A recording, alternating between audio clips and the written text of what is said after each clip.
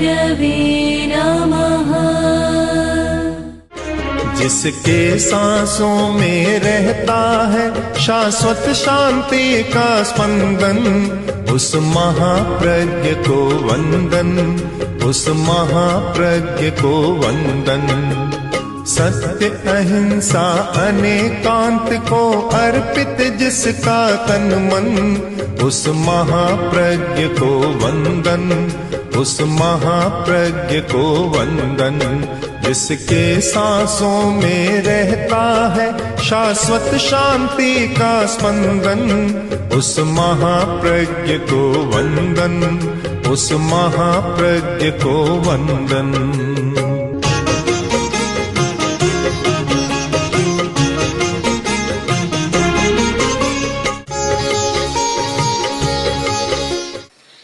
प्रेक्षा ध्यान का एक सूत्र है जो आगम का वाक्य है, अपना सत्य में सिज्जा, स्वयं सत्य खोजो। दूसरों पर भरोसा करो पर ज्यादा मत करो, अपने पर ज्यादा भरोसा करो, स्वयं सत्य खोजो। दूसरों का खोजा हुआ तुम्हारे पूरा काम नहीं आएगा, कुछ तो रास्ता दिखाएगा पर चल तो नहीं सकेंगे। चलना तो अपने ही पैरों पर पड़ेगा। कोई आदमी रास्ता बता देता है कि इधर जाओ रतनगढ़ आ जाएगा, इधर जाओ सरदार शहर आ जाएगा, रास्ता तो बता सकता है, मील के पत्थर भी बता सकते हैं, किंतु वे चला नहीं सकते। चलना तो स्वयं को ही पड़ेगा। इसलिए हम देखें, अपने पैरों की गति को संभालें, अपनी ऊर्जा पर ध्यान दें और स्वयं खोजें और स्वयं चलें। स्वयं खोजना है। मैं एक बात को खोज रहा हूं बहुत समय से और उस पर ध्यान भी केंद्रित है कि चेतना कैसे बदले। जितनी बड़ी परमाणु की खोज विज्ञान के जगत में है, उतनी ही बड़ी खोज या उससे भी बड़ी खोज है चेतना कैसे बदले। परमाणु की खोज की और परिणाम अच्छा नहीं आया, किंतु चेतना बदले तो उसके परिणाम बहुत अच्छे आ सकते हैं। परमाणु की खोज करने वालों को तो अंत में कहना पड़ा कि अगर मुझे ऐसा पता होता कि परमाणु बम बनेगा, संहारक अस्त्र बनेगा, तो मैं कभी ऐसा नहीं करता। किंतु चेतना की खोज करने वाला ऐसा नहीं कहेगा, वह तो कहेगा कि कितना अच्छा हुआ और भी अधिक खोज करनी मुझे चाहिए। तो आदमी कैसे बदले, चेतना कैसे बदले? एक तो उसका साधन है बौद्धिकता, बौद्धिक विकास, जो चेतना के बदलने में कुछ सहायक हो सकता है। पूरा सहायक नहीं है, कुछ सहायक हो सकता है, परिवर्तन कुछ हो सकता है। महाराजा भोज और साथ में मंत्री धनपाल, जो जैन श्रावक थे, वो बहुत बुद्धिमान महाकवि, शिकार खेलने गए, साथ में मंत्री भी थे। उन्हें पसंद नहीं था कि शिकार की जाए, किंतु राजा की अपनी पसंद थी, साथ में थे। हरिणों की शिकार, हरिण का स्वभाव है कि जाता है मुड़कर देखता है। तो जैसे ही राजा का घोड़ा गया, हिरण भागने लगे और फिर मुड़कर देखते। तब राजा बोला, मंत्रीवर ये क्या है? ये हिरण वापस क्यों देखते हैं, पीछे क्यों देख रहे हैं, आपको देख रहे हैं। तो राजा बोला कि इनको क्या पता क्षत्रिय सच्चा झूठा क्या निर्णय करेंगे, महाराज इनको पता है क्या? तो ये जानते हैं कि सच्चा क्षत्रिय होता है वह भागने वालों पर शस्त्र का प्रहार नहीं करता। तत्काल राजा के हाथ का बाण नीचे गिर गया। चलो अब नहीं, आज से कभी भी हम शिकार नहीं करें। एक बौद्धिक उत्तर ने राजा की चेतना को बदल दिया। बौद्धिकता के द्वारा भी बहुत बड़ा परिवर्तन हो सकता है, हो रहा है, क्योंकि वैचारिक जगत में चिंतन विचार अगर सकारात्मक हो, पॉजिटिव हो, तो वे चेतना को बदल सकते हैं। बहुत बड़ा साधन तो नहीं है, बड़ा साधन तो अभ्यास और प्रयोग हो सकता है, पर बौद्धिकता भी साधन है, इसे हमें स्वीकार करना चाहिए कि एक अच्छा साधन है बौद्धिकता। अगर बौद्धिक विकास है और बुद्धि अच्छी है तो काफी परिवर्तन की संभावना है। बुद्धि, सुबुद्धि और कुबुद्धि। बुद्धि एक शक्ति है हमारी, निर्णय करने की शक्ति है, निश्चय करने की शक्ति है। वह सही काम करे, शुद्ध रहे तो बहुत अच्छा काम हो सकता है। शुद्ध का मतलब अपने संवेगों से, भावों से प्रभावित न हो। जब बुद्धि, मनुष्य की बुद्धि भाव से, नकारात्मक भाव, इमोशन, फीलिंग्स और संवेग इनसे प्रभावित होती है तो फिर वह शुद्ध नहीं रहती। क्रोध से प्रभावित बुद्धि शुद्ध नहीं रहती, अहंकार से प्रभावित बुद्धि शुद्ध नहीं रहती, लोभ से प्रभावित बुद्धि शुद्ध नहीं रहती। बुद्धिमान आदमी क्रोध में आकर बहुत अनर्थ कर डालते, उस समय पता ही नहीं लगता, बुद्धि काम नहीं देती। अहंकार से प्रभावित बुद्धि भी सही काम नहीं करती, लोभ से प्रभावित बुद्धि भी सही काम नहीं करती। इन भावों से प्रभावित बुद्धि का निर्णय सही नहीं होता, इसीलिए बुद्धि के साथ एक शब्द जुड़ गया, कुबुद्धि। कुबुद्धि, खराब बुद्धि, बुद्धि भ्रष्ट हो गई। और बहुत बार कुबुद्धि के बहुत प्रसंग मिलते हैं। तो बुद्धि के तीन रूप बन गए। एक तो स्वाभाविक है बुद्धि, और अगर वह भावों से प्रभावित नहीं है, नकारात्मक भावों से प्रभावित नहीं है, तो फिर वह सुबुद्धि हो जाती है। और नकारात्मक भावों से प्रभावित होती है तो वह कुबुद्धि बन जाती है। बुद्धि एक बहुत बड़ी शक्ति है, चेतना को बदलने वाली, पर हम इस ओर सावधान रहें कि हमारे भाव, संवेग बुद्धि पर हावी न हो। और इसीलिए साधना की जरूरत है। एक बुद्धिमान आदमी को तो और ज्यादा साधना करनी चाहिए। अबुद्धि कोई न करे तो कोई बात नहीं, परंतु जो बुद्धिमान है उस व्यक्ति को तो अध्यात्म की साधना और करनी चाहिए। उस व्यक्ति को अहिंसा की साधना और तीव्रता से करनी चाहिए। इसका कारण है कि बुद्धि है और साथ में अध्यात्म की साधना नहीं है, अहिंसा की साधना नहीं है, तो वह बुद्धिमान आदमी दुनिया के लिए बहुत बड़ा खतरा बन सकता है। खतरा बुद्धिमान ही बनता है। बेचारा कम समझ का आदमी खतरा बनेगा तो दहलीज तक बनेगा, बड़ा खतरा नहीं बनेगा। पहाड़ को तोड़ने वाला या समुद्र को सुखाने वाला कोई बन सकता है तो बुद्धिमान ही बन सकता है, जो बड़ी समस्या पैदा कर सकता है। और यदि आप निष्कर्ष निकालें इतिहास के आधार पर, इतिहास के पन्नों को पलटते जाएं तो आपको पता चलेगा कि दुनिया में जितने जितने बड़े अनर्थ हुए हैं वे बुद्धिमान लोगों के द्वारा हुए। निर्बुद्धि कर ही नहीं पा रही थी। किंतु क्या हम यह मान लें कि बुद्धि खराब है? बुद्धि खराब नहीं है। तो फिर हमें एक विशेषण जोड़ना पड़ता है कि नकारात्मक भावों से प्रभावित बुद्धि के द्वारा हुए हैं। जब बुद्धि नकारात्मक भावों से प्रभावित हो जाती है, उस समय का निर्णय सही नहीं होता। देख सकते हैं बहुत समझदार आदमी और बड़ा लड़ाई झगड़ा करता है, तो कहते हैं इतना समझदार है, फिर ऐसा कैसे करता है? कि समझदार तो है, पर जब संवेग हावी होता है, क्रोध अहंकार लोभ हावी होते हैं, उस समय सारी बात भूल जाते हैं।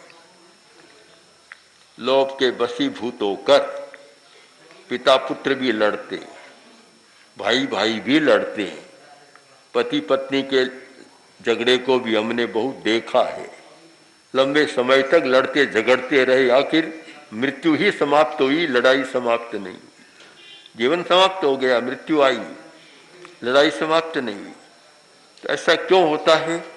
कि भावों के कारण, संवेग के कारण ऐसा होता है।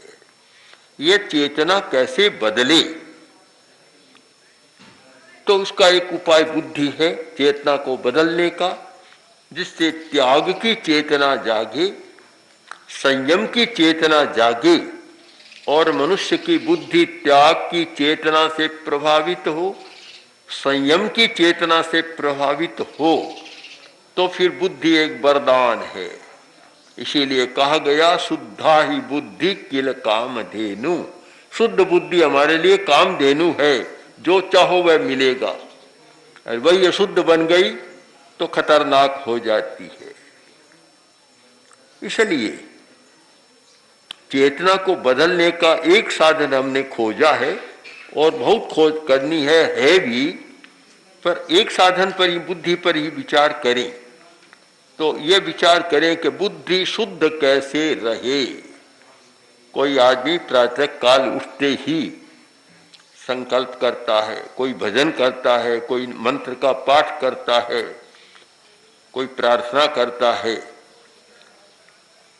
अगर कोई मुझे पूछना चाहे तो मेरा परामर्श तो ये होगा कि सुबह उठते ही सबसे पहली प्रार्थना ये करो कि मेरी बुद्धि शुद्ध बनी रहे, वह संवेगों से, आवेशों से प्रभावित न हो।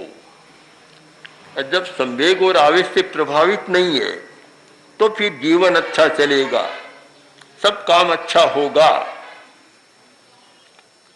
कुछ लोग उठते ही हाथ की अंगुलियों को देखते। एक धारणा बनी हुई है कि कराग्रे वसते लक्ष्मी। सुबह उठकर जो सबसे पहले हाथ और अंगुलियों को देखता है तो हाथ में लक्ष्मी रहती है और लक्ष्मी की प्राप्ति होगी, इसलिए अंगुलियों को देखते हैं। अंगुलियों को तो देखते हैं, लक्ष्मी है इस बात को भी जानते हैं, पर पूरी बात को नहीं जानते। कराग्रे बसते लक्ष्मी, इसका मतलब है कि पुरुषार्थ है। अंगुलियां हमारी पुरुषार्थ की प्रतीक है, निर्माण की प्रतीक है। जितना भी निर्माण होता है मनुष्य की उंगलियों से हुआ है। ये 10 उंगलियां इतनी शक्तिशाली है, इससे बड़ी कोई संपदा नहीं, इससे बड़ी कोई लक्ष्मी नहीं। जो व्यक्ति इन अपनी 10 अंगुलियों के द्वारा कुछ करता है पुरुषार्थ, लक्ष्मी वहीं आती है, दूसरी जगह नहीं जाती। तो केवल हाथ देखने से नहीं होगा, हाथ के पीछे छिपा हुआ जो रहस्य है उस रहस्य मंत्र को पकड़ने से होगा कि अंगुलियों को देखो और ये प्रार्थना करो कि मेरी अंगुलियां अच्छे पुरुषार्थ में लगी रहे, मैं अच्छा पुरुषार्थ करूं, प्रयत्न करूं जिससे सफलता मिले। तो उसके साथ अंगुलियों को देखो, तो उससे पहले या उसके साथ ये जोड़ दो कि पुरुषार्थ करने की मेरी बुद्धि अच्छी बनी रहे, शुद्ध रहे, शुद्ध रहे। शुद्ध बुद्धि वीतरागता से बन सकती है। जो व्यक्ति राग और द्वेष को उपशांत रखना जानता है, जो व्यक्ति वीतरागता की साधना करना जानता है, उसकी बुद्धि निश्चित शुद्ध रहती। कहीं देखें, चाहे राजनीति का क्षेत्र है चाहे समाज का क्षेत्र है, चाहे कोई भी दूसरा क्षेत्र है, जहां ये कसाय उपशांत रहता है वहां बुद्धि शुद्ध रहती है। जहां कसाय तीव्र होता है फिर बुद्धि शुद्ध नहीं रहती। आचार्य तुलसी मेवाड़ की यात्रा पर थे, एक गांव पधारे। मैं साथ नहीं रहा, मुझे दूसरे क्षेत्रों में जाना था और आचार्य श्री पधारे। ऐसा पहाड़ी रास्ता था, पगडंडियों का रास्ता, शायद बैलगाड़ी मुश्किल से जा सके। वहां पधारे, एक गांव में पधारे। एक भाई आया और आचार्य वर से बोला कि आचार्य श्री, यहाँ जो हमारा मुख्य श्रावक है कार्य करता है, किंतु दोनों भाइयों में इतना झगड़ा है कि एक दूसरे के सामने देखना पसंद नहीं करते, एक साथ बैठना भी पसंद नहीं करते, आप इनको समझाइए। आचार्यवर ने उस भाई को याद किया, बड़े भाई को, और कहा कि तुम भाई भाई लड़ते हो, अच्छा नहीं है, अब इसको समाप्त करो। भाई वह बुद्धिमान था, समझदार था, पर आवेश से इतना प्रभावित था, आविष्ट था, जैसे कोई भूत लगा हुआ भूताविष्ट होता है, वैसे वह क्रोधाविष्ट था। वह बोला, आचार्य श्री, मैं आपका पक्का भक्त हूं, आपका श्रावक हूं और आपकी आज्ञा शिरोधारी है। आप अगर मुझे आज्ञा दें कि धूप में तावड़े में खड़े खड़े सूख जाओ तो सूख जाऊंगा, पर भाई से तो क्षमा याचना नहीं करूं।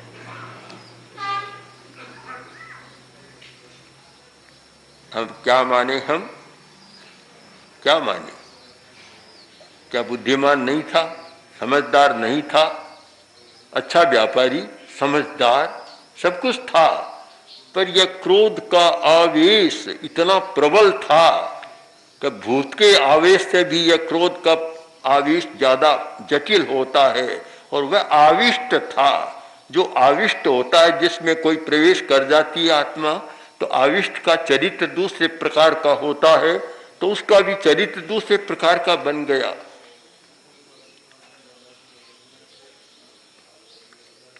आचार्यवर ने समझाया पर नहीं समझ सका। आचार्यवर ने भी मौन कर लिया, चला गया। 2 घंटा बाद फिर आया, जब आवेश शांत हुआ। 2 अवस्थाएं आदमी की होती है, एक आवेश की अवस्था और एक उपशम की अवस्था। जब आवेश शांत हुआ, वह आवेश जो एक भूत का नशा था वह उतरा, तब बुद्धि ने अपना काम करना शुरू किया। पहले तो प्रभावित थी आवेश से, इसलिए गलत चिंतन था, और अब जब आवेश शांत होने पर सोचा कि मैंने तो बड़ी भूल की, आचार्य श्री ने मुझे उपदेश दिया, मैंने उनकी बात नहीं मानी, उनकी अवज्ञा कर दी, अच्छा नहीं हुआ। 2 घंटा बाद आया, चरणों में गिरा और बोला, आचार्य वर, मेरी बड़ी भूल हो गई, आपने जो आदेश दिया मैंने उसको अस्वीकार कर दिया, मेरी बड़ी मूर्खता हुई है, आप क्षमा करें, और अब आप जो आदेश दें मैं करूंगा, और अभी खमत खामना कर समझौता कर लूंगा। अब दोनों अवस्थाएं हमारे सामने है। क्या हम यह माने पहले तो वह समझदार नहीं था, यह माने कि बाद में समझदार हो गया, तो 2 घंटा में समझ कहां से आई? समझदार तो था, पर उस समय उसकी सारी समझ आवेश से आविष्ट थी। क्रोध का इतना भारी आवेश था कि वह समझदारी काम नहीं कर रही थी। और जब जब आवेश प्रबल होता है, आदमी की सारी समझदारी समाप्त हो जाती है। इसीलिए क्रोध में आदमी हत्या भी करता है, लड़ाई झगड़ा भी करता है, गाली गलौज भी करता है, सब कुछ करता है, वह आवेश के कारण करता है। लोभ के आवेश में बहुत गलतियां करता है, अनैतिकता करता है, अप्रामाणिकता करता है, दूसरे को धोखा देता है, दूसरे को ठगता है, ठगी, चोरी, बाजारी, डकैती, सारी लोभ के आवेश में होती है। तो ये आवेश की अवस्था में बुद्धि शुद्ध नहीं रहती, और जब आवेश शांत होता है, बदल जाता है। तो इसका तात्पर्य यह है, हम इस बात की खोज करें कि आवेश की चेतना कैसे बदले। हमें एक एक के बाद खोज करनी चाहिए। एक धार्मिक का काम होता है सत्य की खोज करते रहना। धार्मिक का काम कोरा प्रवचन सुनना ही नहीं है, कोरा पढ़ना ही नहीं है, वह सत्य को खोजता रहे, क्योंकि धर्म का पहला लक्ष्य है कि मुझे बदलना है। अब बदलने का मतलब सामान्यतः जीवन राग द्वेष के सहारे चलता है, राग द्वेष की छाया में चलता है। मुझे बदलना है, उस सहारे को छोड़ना है, उस छाया को भी छोड़ना है और अपनी छाया में आना है। तो मुझे बदलना है, चेतना बदले। चेतना बदलने का सबसे बढ़िया तरीका और सबसे सरल या जटिल तरीका है आवेश को शांत रखना। क्रोध का आवेश शांत रहे। आज का पाठक, समाचार पत्रों को पढ़ने वाला जानता है कि क्रोध के आवेश में कितने लोग अपने निकटवर्ती लोगों की हत्या कर देते। भाई भाई की हत्या। कल परसों ही समाचार पत्र में पढ़ा, एक भाई ने कुछ अपराधी लोगों से मिलकर और अपने भाई की हत्या करा दी। अब बात बड़ी अटपटी लगती है, समझ से परे की बात है कि भाई से बड़ा कोई संबंध नहीं होता। संस्कृत साहित्य में इस पर बहुत कहा गया, लिखा गया, और बड़े लोगों के लिए कहा गया जो अवतार माने अबंधु नाम बंधु। भगवान महावीर के लिए भी कहा गया बंधु रबंधु नाम। आप जिसका कोई भाई नहीं होता उसके भाई हैं। इसका मतलब संबंधों में बहुत बड़ा स्थान भाई का माना गया है, उसका भाई है। भाई को बल माना गया, शक्ति माना गया, बंधु को माना गया। उसकी भी हत्या करा देते हैं, समझ में तो नहीं आता, किंतु जब लोभ का आवेश होता है, वो व्यक्ति लोभ से आविष्ट होता है, उस समय न कोई भाई होता, न कोई पिता होता, न कोई पुत्र होता, न कोई पति होता, न कोई पत्नी होती, कोई नहीं होता। आवेश की दशा में सारे संबंध टूट जाते हैं। इसलिए चेतना बदले। हम खोज करें कि आवेश की चेतना कैसे बदले। निश्चित माने सच्चाई को, तो हर व्यक्ति में, चाहे छोटा प्राणी ले लें, एक पेड़ पौधे को लें, उसमें भी क्रोध है, अहंकार है, माया कपट है, लोभ है, सारी संज्ञाएं हैं। क्रोध की संज्ञा, अहंकार की, अभिमान की संज्ञा, माया की संज्ञा, लोभ की संज्ञा, मैथुन संज्ञा, आहार की संज्ञा, ये सारी संज्ञाएं एक छोटे प्राणी में भी होती है, तो मनुष्य की तो बात ही क्या, मनुष्य में होती है, सब में होती है। किंतु संज्ञा होना और संज्ञा की उत्तेजना होना, आवेश होना, दो बात है। आवेश न हो, यह एक खोज चले तो आज के युग की समस्या का समाधान और धर्म का एक व्यावहारिक और प्रायोगिक रूप भी हमारे हाथ लगेगा। ओम आर। ओम श्री महाप्रज्ञ गुरवे नमः। ओम श्री महाप्रज्ञ गुरवे नमः। ओम श्री महाप्रज्ञ गुरवे नमः। ओम श्री महाप्रज्ञ गुरवे नमः। जहाँ हुआ भगवान